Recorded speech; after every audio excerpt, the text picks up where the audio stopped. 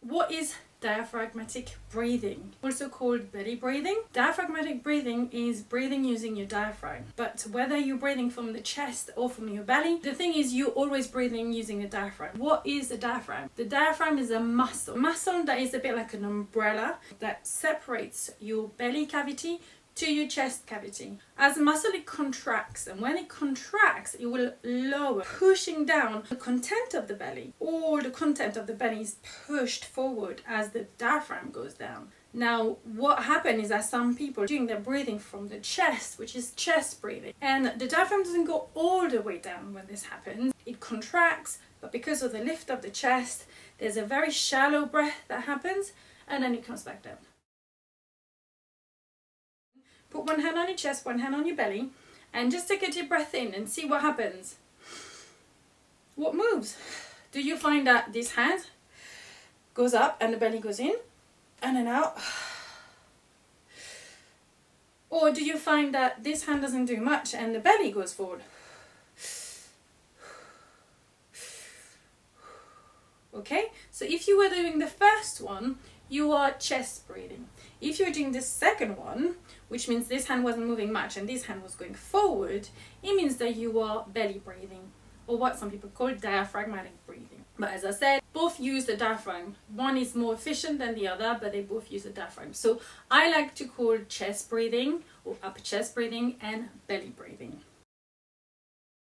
I'm splitting the belly breathing technique in 2 stages in my singing. There's the beginner's intermediate level, which would be pure breath in the belly, just like yoga meditation. And the other one, which I call breathing from the wings, which is a lower thoracic breathing. It's the lower part of your chest and it's on the side. So it doesn't involve so much the belly itself, although the belly is very toned, but I'm using the expansion of my floating ribs much more. And that would be the more advanced breathing technique. So there will be a video specifically on that advanced technique. But for now, we are going to just purely concentrate on pure belly breathing, which is like imagining we have a big balloon in the belly that we just fill up.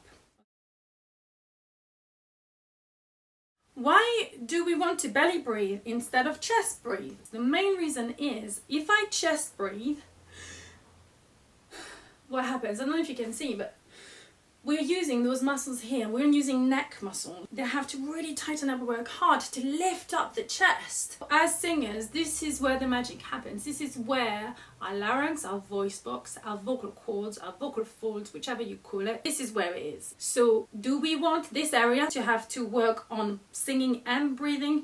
No, we don't. This area needs to be relaxed all the time. This is key for a very good singing technique. We don't want, as we breathe, to involve this area. The further down we use the breath, the better this area will be. The other thing is, if I breathe from my chest, then what's really interesting is that the breathing out, what happens? This is it. There's just a sigh. And there's no muscles that can help closing in the chest more.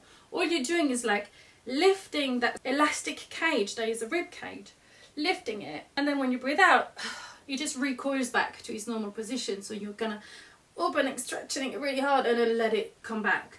Once it's come back, there's nothing else. You can't keep pushing. In contrast, if you use your belly, you have 3 layers of abdominal muscles. It's a huge area, and if you store the breath down there, when you want to harness it and use it for power, for support in your voice, you're gonna have strength. Because these muscles are the same muscle that allow you to sneeze, to cough, to laugh out loud, and to throw up. This is exactly the same muscle, the transverse muscle. When you throw up, it's so intense that your stomach content is actually emptied. Okay, so imagine harnessing that power for your singing, for your belting. It's huge. Yeah, it's all about throwing up. So next time you're throwing up, I want you to just have a feel of your belly and see what happens or not. Anyway, these are the 2 reasons why we don't want to chest breathe, we want to belly breathe. No tension in the neck, lots of power to push all that air out. Okay, so how to belly breathe? Let's start. I want you to put one hand on your belly, one hand on your chest. It is easier to start thinking of the exhale, of the breathing out. The exhale is going to be emptying your lung. Let's try. Empty your lungs.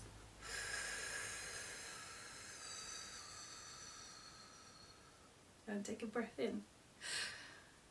As I said earlier, find out which hand's moving, which hand is not. Now I want you to make sure that this hand doesn't move, and as you're pushing the air out, I want you to push it from the belly. So remember what I said about coughing, sneezing, throwing up. I want you to really use those muscles to empty your lungs. Push, push, push, push, push, push, push, push, push. And then let it breathe in from there. And you should feel like a release, an expansion. It should feel amazing. One tip for belly breathing is that unlock your knees, okay? Keep those knees nice and relaxed, a bit like in Qigong and Tai Chi. You don't want them locked. If you lock them, this is a sign of stress for the body, and chances are you're going to breathe in more from the upper part of the chest. So let's relax the knees. Now let's try to really empty from the belly. So imagine closing down. I like to think of like the invisible man just punching me in the stomach. So that push from here, okay? So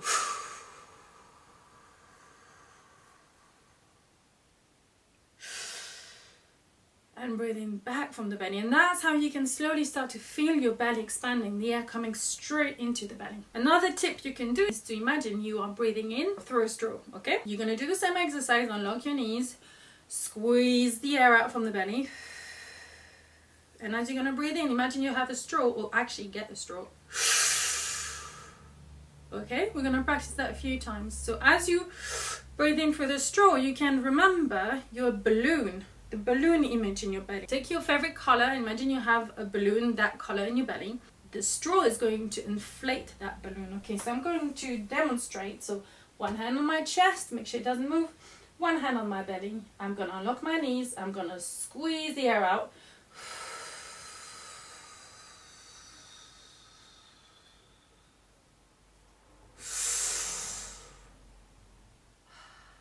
Yeah? Let's try it once more.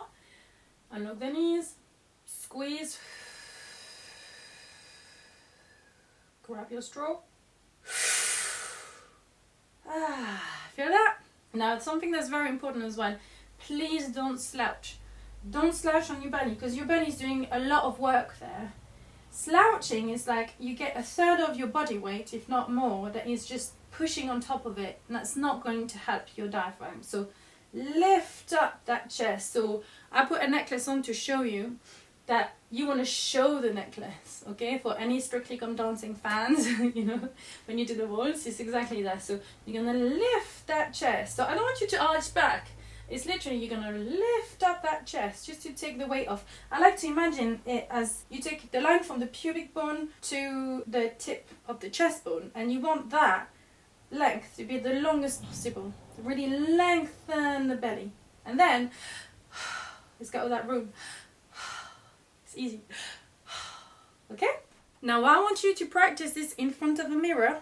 Put a necklace on, and as you breathe in and out, you can either put your hand here and here. Make sure as you breathe in and out that your knees are unlocked and that your necklace is not moving. Okay, good practice. Go and have a look at the next video now. We're going to practice belly breathing in 3 position. And I want you to practice this daily if you can, until you feel that you can do it without thinking. Good luck.